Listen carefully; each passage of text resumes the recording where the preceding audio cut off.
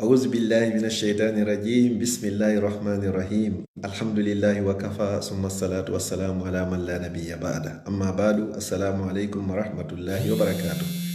musidɓe julɓe tedduɓe teddirɓe l'islam ɓawan yettude allah subhanahu wa ta'ala on tawnoɗo en hannde en heeɓi jeego suumaye toriki allah yallah hollu en timmonde ya rabbal alamin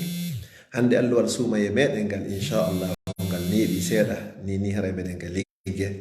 kono inchallah en etoto ka wonirɗe wo wawi wadde alluwal suumaye ngal andintenen ko ɓuuri e fandude ka ko yowdiri fi ka dina men aɗo en natande ɗum ɗo miɗo du'ano hoore an du'ano dendagal julɓe ɓen fop kaɓe wawi wonirde e aduna e allah on toro allah yo allah ittanɓe andeji yo allah dikkin nawnuɓe e nawniraɓe yo allah hoynan sattiraɓe toriki allah yo allah yaafo kala fatoraɗo marɓe fayɓe ɓe yo allah on wurnanɓe waɗa barke maɓɓe ɓe jogaki ɓe kadi yo allah on okkorɓe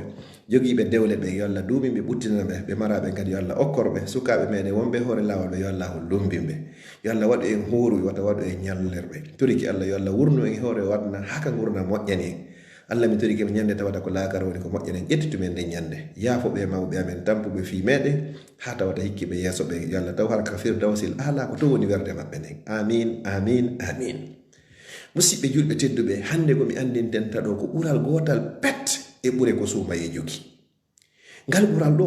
ko tawata ko kala mo allah subhanahu wa taala bagori yaajirede arsike tawata si a waɗi ngal ɗo a waway heɓugol ko wuuri dunoɓe nelaɗo sallallahu alayhi wa sallam heɓuno sa waɗi ngal ɓural ɗo baraji ma heno fota e ɓen wuuri dunoɓe nelaɗo sallallahu alayhi wa sallam ko honɗum woni ngal ɓural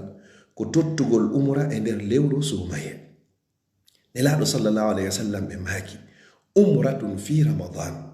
umra goto waɗaɗo e nder lewru suumaye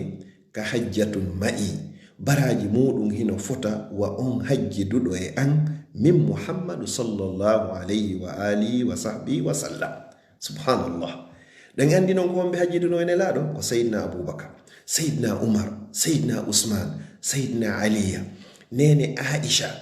nene hafsa ko ɓe tedduɓe weltiniraɓe naata e aljanna tawata no wuuri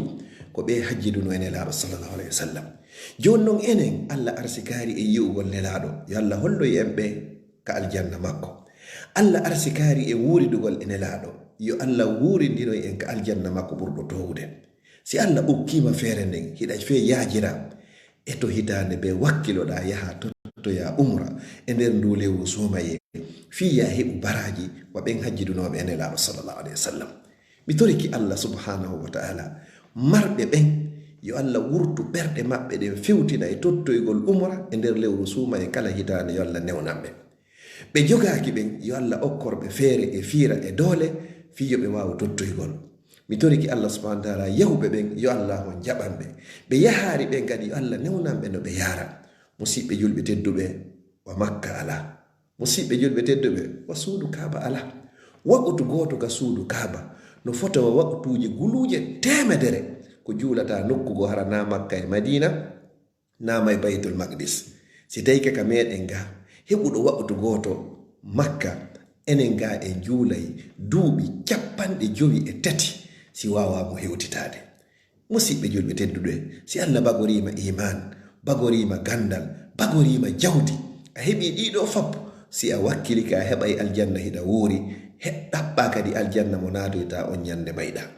allah mi turikema yawɓe umra ɓen fop yo allah jaɓanɓe ɓe yahaari ɓen yo allah on newnanɓe marɓe feere ɓen yo allah ɓeydanɓe waɗa barki ɓe jogaki ɓen kadi yo allah on okkorɓe yo allah dandu en ala e wawata joguede yo allah waɗu en huuruɓe wata waɗu en ñallirɓe mi toriki allah andeji ɗin yo allah on ittu bakkatuji ɗin yo allah on yaafo soholaji ɗin yo allah on ñippu fayɓe ɓen yo allah on fewnu sonnaɓe ɓen yo allah on tabintinɓe marɓe ɓen yo allah on waɗu barki ɓe jogaki ɓen yo allah okkorɓe sukaɓe yo allah on lumbinɓe leydi lagine yo allah waɗu barki e mayri wondude dendagal leydi julɓe ɓen fop ربنا آتنا من لدنك رحمة وهيئ لنا من أمرنا رشدا وصلى الله على نبينا محمد وعلى آله وصحبه وسلم تسليما كثيرا وآخر دعوانا أن الحمد لله رب العالمين سمويو موي هاي إن جانغو سيتاي جون جانغو جابي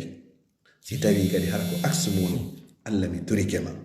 الله مي توريكما يدتو وونكيجي أمني نياندي تawata ko yiidoy golle ma ɓuri men moƴƴande wassalamu aleykum wa rahmatullahi wa barakatuh.